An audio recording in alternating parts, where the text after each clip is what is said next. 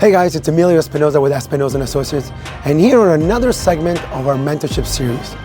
As you guys know, we do these because we want to help you develop the habits, procedures, and systems so that you can be a better professional and ultimately a better individual in mastering your craft. So today we're actually going to be interviewing a local business owner and see how he was able to persevere during COVID, what habits he does in order to succeed every day. But first, I'm gonna have to change out of these clothes in order to fit in and where I'm gonna be. So guys, and I'll see you in about 5 seconds, and I hope that you will love this segment, and I hope that it will inspire you to be a better salesperson.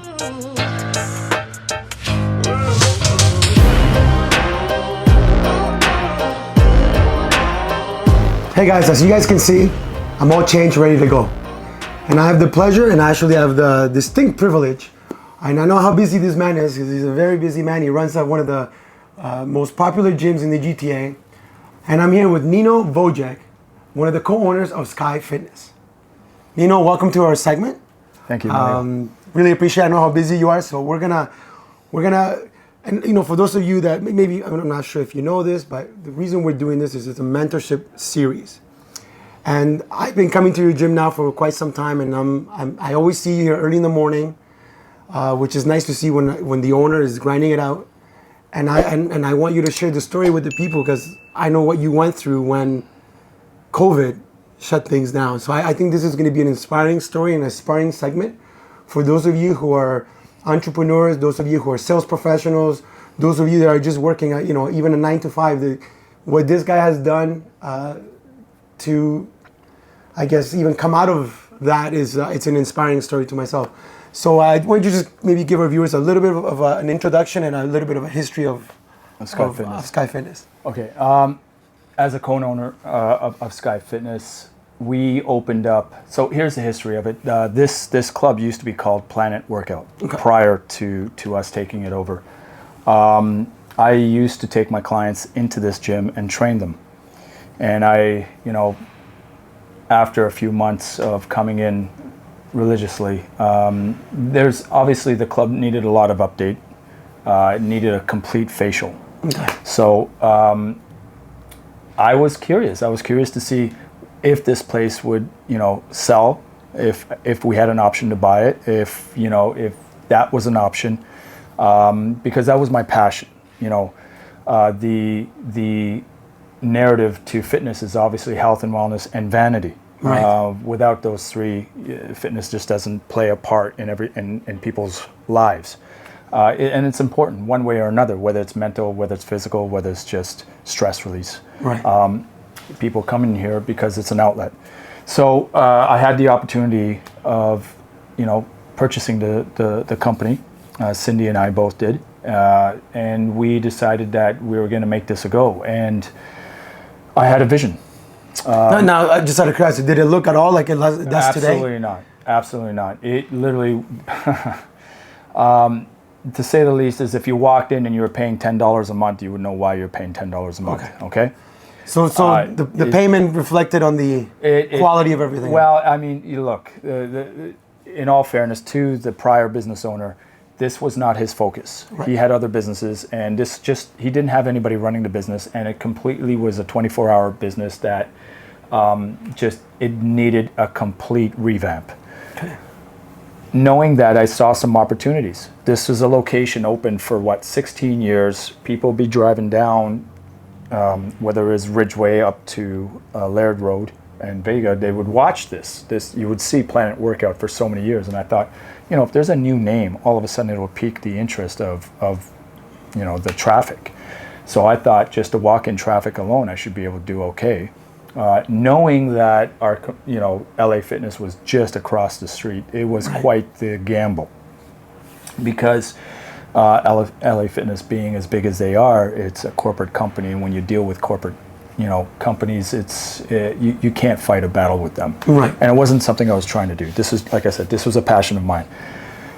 Decided to go with it, go with my instinct, and said, let's do it. We took over the gym. We completely gutted out the gym. We gutted everything out, opened up some square footage, renovated, brand new equipment from Hammer Strength Life Fitness, had it all shipped down from Chicago. It was pretty neat watching these trucks roll in, and everything. And out of curiosity, what timelines are we looking at now? You took over, you're getting everything. Where are we at now? 2000.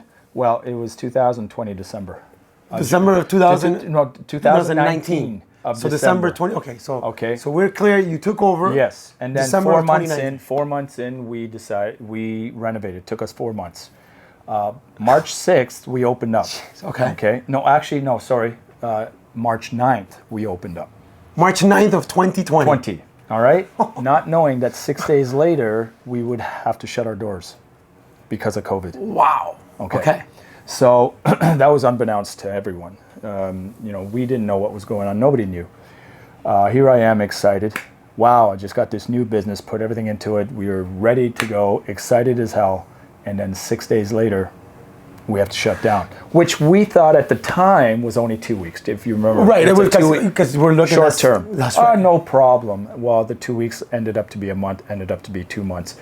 That's when the stress and when the anxiety started to set in. Okay, so you lead me to my next question. So you just opened up. You're not getting hit with, you got to close down because you're not a necessity. Initially you weren't a necessity according to the government. Essential. We weren't essential. Necessity. Exactly. And then you thought, okay, it's 2 weeks. You're going into a month, 2 months, 3 months. So how are you keeping it together? Like, what do you, the stress levels must have been, high. Look, I believed that I didn't. Okay, I don't know if you can believe this, but I just didn't believe that it was going to fail no matter what. Okay, so you knew in your gut. I I'm coming knew out of that this. somehow we would just get by this, but to be honest with you, it wasn't reality. It was just a wish. It was a hope. I'm going to get by this. It's not going to be a problem. I don't have to worry about it. By the time month 4 and month 5 roll around, now that reality starts to set in. Okay. And I'm telling you, it's completely stressful. Okay. Reality of knowing that I'm not sure what's going to happen with my business. We didn't know. It literally was, we were looking at the government support. We were looking at what we could do, what's possibility. We had a little bit of cash flow. We had to use everything we had to keep it afloat. We were like, at some points, should we sell the business? Should we just sell everything? We didn't know. I didn't know how long. You must have had 1,001 thoughts running through your head. I didn't know what was happening around. Just the business itself, and understanding restaurants were closing down, understanding small businesses were closing, other small gyms were closing down. It started to dawn on me that this now might be the fruition of Skyfitness. It may not have a chance. And so I decided I'm going to take a vacation for 2 weeks. Okay, so you took a vacation. I did not want to think about it anymore. Okay. Because I thought, if this is it, I might as well just, you know what? I want some sun. I want the beach. I want the ocean. I just want to release as much stress as possible because I don't have an outlet anymore. This was my outlet. This outlet has now disappeared. Right. Temporarily. And this, okay, right? So let's just kind of catch up to here because, a lot of the things that I hear, which is, and I agree with you 100%, is that, working out is an outlet. A lot of the times, if you're stressed out of work, life, whatever it is, you're coming to the gym to let it all out. I also hear that, at the beginning you also said that this was, there's 3 components, vanity, feeling good, mental health, was a key component. Absolutely. Which was, on a personal opinion, I was kind of shocked that the government wouldn't allow gyms to be open because if I'm at home, I'm not feeling too good about myself. So. Right, and then, like I said, and then what I really like is okay, you know what? I'm stressing myself out. Let me take a step back. Let me go on vacation, and you kind of regroup yourself. I did. I recharged. Okay. So that was my 2 weeks to think about what is the next process. What am I going to do? Am I going to allow my passion, my dream, everything just? Am I just going to throw in the towel? Am I going to allow this to happen to me, or I'm going to fight? I'm not a warrior, but I'm a hard worker. Right. Okay? I'm not a renegade. I don't want to defy rules and whatnot to do whatever I need to do, because it does land you in some hot water, and sometimes you got to pick your battles, who you want to battle with. And remember, there are a lot of battles, but you don't want to lose a war. That's right. So you got to pick them.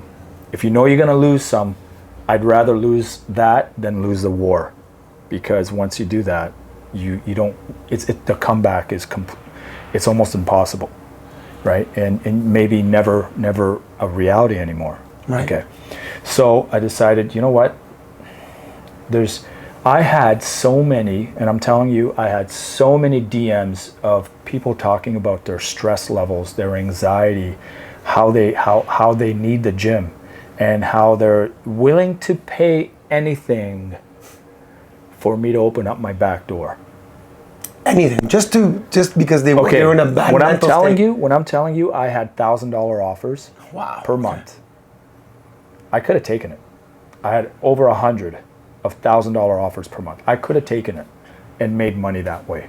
I could have, but I didn't, because I'm not that person. I can't. I believe in karma. Now when you've got yourself put into a position where you may lose your business, but you got to try to operate it. There's a fine line with what you need to charge in order to be able to suffice, right? And what others might think. Well, why are you charging? They have to be in your shoes, because at the end of the day, if I lose everything, then it doesn't make sense. I'm trying to do this so I save myself. Right. Okay, I'm not trying to do this because I'm trying to defy the odds and who cares if I lose everything. I can't think like that, because that's not how you're going to succeed in life. You got to understand their steps, and if you lose a couple, what are the other steps you got to take to regain that, right? Yeah. So I said, let me try opening it up to a few people, and I literally was charging like, I don't know, $20 a day or whatever it was. Just to open up for the day. Yeah. Oh my God. I had 25, 30 people, 40 people in the gym every day. Because they're and I was like, okay, it's $20. They were like, hey, yeah, no problem. Without a shadow of a doubt or a thought, $20 was fine. I said, okay, I don't think I'm gouging someone. I'm not asking for $100. I said $20. Let's just do it. Boom. At least we get to pay because our lights, everything else, we're still paying our rent. So it's not like you got a break from the landlord. The first 2 months we did, but it wasn't so much of a break after that. Okay. After that, it's like you pay it. Whatever the government assists you after, they'll pay you. And guess what? I'm still waiting for the government's payment. Unfortunately. Okay, so I'm not even going to go there. So you're not even going to. So we did that, and we got caught. 3 separate times. We got fined 3 separate times. I mean, we had hid people in our washrooms and everywhere when they were coming in. There was nobody in here.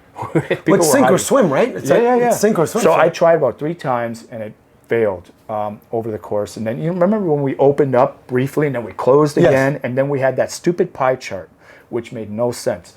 Oakville is 50 feet away from me. Oakville is 50 feet away from me, and I couldn't open my club because I'm considered Peel. Yep. But someone who had a gym in Oakville was able to open up. So we had a small competitor in Oakville opening up their doors saying, hey, we'll open up our doors. I'm like, well, that's not fair for me. And I'm not trying to take anything away from any other gym owner, because I want them to stay open. But that doesn't make sense that I can step foot into Oakville and step foot into Peel, but this is COVID, this is not. It really was stupid. It made us look dumb, believing that this pie chart actually works. That was probably worse than anything else, knowing that somebody else across the street from me was opening. And I could watch them. I had to watch their business grow. Be able to pay the bills and grow. And then you were... And I was suffering. And it really came down to, there was a lady by the name of Sasha King that sued the government under the OADA Act. Okay, the Accessibility of Ontarians with Disability Act, which gives them the right to open up under a certain protocol that if you suffer from mental illness, if you suffer from anything physical, if you have an addiction, you are allowed to come into a facility like this because it serves its purpose, because it's an essential. And it was controls, from what I might understand. But it's so vague. Yeah. everyone at some point suffers from an addiction of something, or mental or stress. Physical, if you had literally bumped your leg into something, and you can't walk for a day and you need to physically start stretching and whatever, that was enough for a doctor to give you a note to come to the gym. Okay. So we hired a lawyer. We hired a lawyer and sent an email to Samuel Rogers, who was Peel's region head of director for bylaws, and an amicable note email to them by our lawyer in their terms. You got to understand, a lawyer's language is different from our language. Absolutely. Once they read a lawyer's language, they know, oh, okay, this is going okay. You can't just avoid it, because they know it's written by a lawyer. And it was done in such a way that we were giving them notice that we are going to open up under these pretenses, and these are the actions we're going to take, and we're going to follow all the rules. They were happy that we did that. Samuel L. Rogers had sent us an email saying, wish you luck. Thank you very much for being cordial and giving us the heads up. Yes. So we had literally So you went up the proper I made a chain of 10 by command. 25 Yeah. of that email, posted it on the wall. So when the bylaw walked in, they're like, hey, how you open it? Oh, here, let me Okay. educate so you. you respected the chain of command. Yeah. So and said, they're literally reading their boss's email. They could not do anything. We opened up. We were one of the only clubs in the Mississauga area to open up. Wow, I couldn't tell you. I had over 3,000 people in a month coming in. Wow. And it was, people were driving from Barrie, people were driving from Whitby, from Niagara Falls, from Just Toronto, to come and work on it. Just to because have they couldn't, outlet, they just to weren't get- doing it. yeah. They couldn't do it. Okay. They couldn't do it. They didn't mind it. Remember, at that point, people weren't even going to work. They had nothing to do all day. I can drive on the highway for 2 hours, go for a workout, feel great for the rest of the day, come back. I would have paid too. Gladly have paid, because my sanity means everything. Without sanity, you can't control your life. You can't control your dreams. You can't control your passions. You can't control your physical being. Without health, you got nothing. I don't care how much money you got. When there's no price Once your point, health you can't put a goes- price on your health. Once your health goes, Yeah. that money does nothing. It just burns. Because when you're gone, that money is burning away. I agree. So now, more and more, people are thinking about the here and now, not about the next 20 years. Because what we just went through over the last 2.5 years, do you think you trust the government? No. Do you think you trust that there's not going to be another virus that's going to loom over us in the next 5 to 10 years? Of course you're going to think that. What we went through, we never thought would happen in 100 years, and it happened. Okay. So I have a question. Okay. So we fast forward. I know if we fast forward, from what I hear, whenever somebody talks about a gym, and they, often they say, hey, do you work out? I know I don't look like I work out, but I do. Okay. But take off that sweater. But I do. Don't be modest. But people say, hey, you know what? Sky Fitness. So one thing that I admire is that you've created an amazing culture here, not only for people to come and train, I think even for trainers who run their business and they can come in and bring in their clients. I think you have an amazing culture. But what I like is the fact that, so if we fast forward and like you said, you don't know what the future holds. Is there any fear of that if it goes back to that, is there any fear in your part though? No, not at all. 'Cause Not I at have all. a permit to stay open. Beautiful. It actually benefits me. Perfect. And the reason I ask is It because, actually benefits me. you know, So I'm we've been fine with talking that. and people are often like, oh, well, fear is a good motivator or imagine feeling, like you didn't have anything and that thought and use that as fuel. But what I like is that, yeah, there was that fear of closing down, losing everything you build or, or that you invested in. But now I asked you, do you have that fear? And you're like, no, I don't. Because you got out of the crap once. You can go back to that again and you'll persevere again, which is like amazing for anybody who's watching, right? And especially other entrepreneurs and everything else. Like this is inspiring. Like this is beautiful. And this is, I think, the definition of entrepreneurship is the fact that you can persevere from these low moments. So, this is obviously my first go at being a business owner. And, being able to muster up what you can to open up a business and staying alive, it's not a skill set. It's really, I'm telling you right now, I didn't know a lot coming in. And I learned so much through the mistakes I've made. Okay. But I can tell you this, as an entrepreneur, you have to think a certain way. You have to wake up every day knowing this is a new day and this is a new chance for me to make a statement, make it work. When you go to sleep at night, know that you've done what you can to do the best you can to operate your business. And knowing that every day is not the best, right? You'll have those days that you're like, oh, this has just been a show, right? A crap, right? How do I overcome that? Well, the next day I wake up, what am I going to do next again? Okay. You're your own sole proprietor, but you're hosting an audience. That's the only difference. But you got to think about what you yourself as a person have to have enough confidence in yourself to know, no matter what, I'm strong enough, because that will propel you. You have to be selfish in a way, is to take all your time and focus into something that you really believe in, because it takes a lot of time to make something work. Well, it's not overnight. It's not going to happen overnight. Right? Not when you're dealing with human interaction, because we all have different energies. Do you understand? Yeah. I have to have that energy to be able to soak up bad, good, and the ugly energy. And then go home and let it all go. And I have to just wash myself of it at the end of the day. There are days when, oh my God, I can't tell you how much I love what I'm doing. And then there are days I'm like, ooh, that was a hard one. Right. You know, you took it in the chin a couple of times, but you still have to take it in the chin and smile and say, thank you for coming. Beautiful. There's the difference, right? You're going to have competitors. We have some competitors that we're always working to see how can we stay alive or stay as strong as other competitors. So if I'm a person that, because we're near the end of the year, mm-hmm. and New Year resolutions they're coming up. So if I'm a person that's looking to join a gym, what am I getting at Skyfitness? First, you are getting a family atmosphere. A lot of people come in here because they treat this like it's their own gym. I make this a private gym, but almost like a semi-private kind of public gym. You coming into this gym, you're going to feel that there's no corporate feeling to this. The platform that I have here is I have a lot of trainers that rent my spot out to train their clients. Right. A lot of their clients, this is a lifestyle gym. It's not just a typical, hey, here's, if you're an influencer, if you're a bodybuilder, or if you're an athlete. This is a lifestyle. People that want health and wellness. More and more people, all ages, are coming here now. It's starting to grow to a point. It is a community. It is a true community. Most gyms have their own community. I thrive on the energy that I have here. Okay.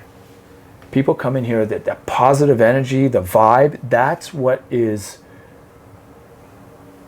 the one catalyst for me that grows into this company. That's growing. That makes you, because I know you've added even some new equipment lately. I'm always going to add something new. Yeah, I'm not doing anything that's, I'm not a pioneer in this, and I'm not reinventing the wheel.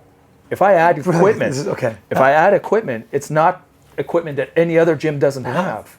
So how am I going to be different from A, B, C, and D?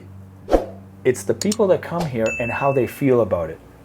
So you have to make people feel comfortable. And if there's a problem, they come to me, Cindy, or the front desk. You don't have to wait in line. You don't have to talk to someone in a third world country over the phone. Hey, my billing is not working. You don't have to worry that, if there's an issue, I can't make this payment. Or you come to us, we sit down, we talk to everyone case by case by case, and right. We treat everyone fair. And people see that. People see it. People have canceled and then come back. So it's something that we're blessed to have really good people coming here, and all I ask is bring your friend and see if they like it.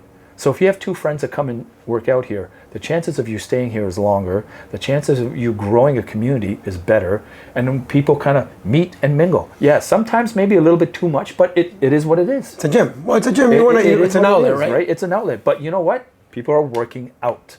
That's the like-minded folks we have. People come here, they work out, they enjoy their workout. No, it is a good energy. I mean, I come early in the mornings. Like I said, I see you here, and I see the energy that I get from the people. People are very helpful. Even if somebody's using an equipment, I can always ask, hey, sometimes you're kind of afraid to, hey, can I, how many you got left? And here, I never feel like that. People are very open-minded to allowing other people to, you know, Absolutely. participate? Come on and work in with me. They don't mind sharing their equipment. They don't mind sharing their area. Or giving you a tip like, hey, you know what? Have you tried this? We have over 80 trainers that come here. So if you're a novice coming into the gym, it's not overwhelming because you're going to see a lot of trainers train others that are just in the same boat as someone that's novice. And they're like, well, first thing they're going to do is maybe I should get a trainer, or maybe I can ask this person. So they open up sort of their insight on what they need to do to become more comfortable in the gym. And it gets easier. Yeah, no, so, you know, what I've heard in this time that you've allowed us to sit down with you is, again, you're a busy guy, very successful, is that, you know, you've built a culture. You've built a culture here. You've also hired the right people, because if you don't have those right people that, you know, that you've hired that, I guess, reflect the energy that you have, then it kind of goes like all that work goes for nothing. You've also said that you're not afraid. You've admitted that you've made mistakes, because I don't think any business has never made any mistakes, but you're okay with that. You've taken the risks. You know what your day-to-day is. You've endured the like you said, the hits in the chin. You've embraced the good days, and you're not afraid of going back to not. So I mean, like, I think for anybody who's watching this, you can get a lot and learn a lot from Neno's experience and what he had to go through to, you know, succeed or flourish during a time where a lot of businesses never regrouped. They actually just folded. And I think for those of you who are, you know, thinking about an environment that you want to be part of a culture or a family, you definitely got to come down and check out Sky Fitness. Do it. Like he said, just come once, bring a friend, make a day of it, I guess. You know, come and hang out a couple hours, see the energy you're going to get from here. And chances are, you're going to leave your current gym and then become family here.